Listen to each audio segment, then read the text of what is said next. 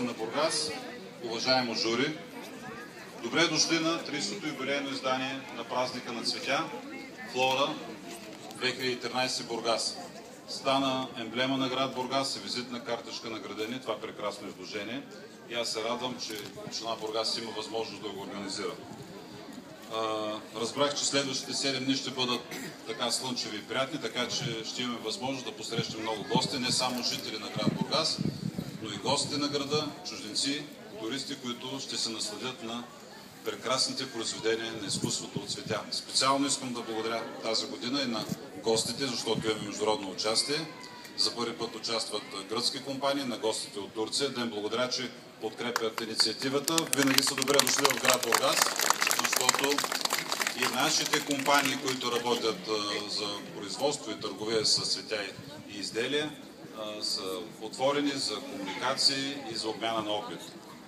Надявам се, с нетърпение очакваме и началото на 2014 година, която ще ни даде възможност да кандидатстваме да довършим ремонта на морската градина. Знаете, че зоната от алеята на Пушкин до фрегатата не е реконструиран, така че в началото на 2014 година чакам да мине нова година и внасяме папките с този проект. Очаквам бургазлии да подкрепят инициативата на община Бургас.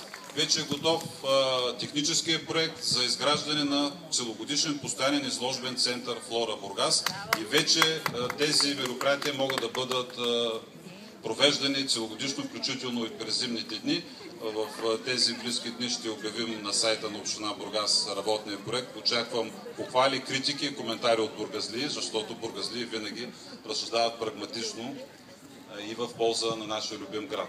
Сега с удоволствие откривам 30-то изложение на цветята Флора 2013 година по пътен вятър. Честито!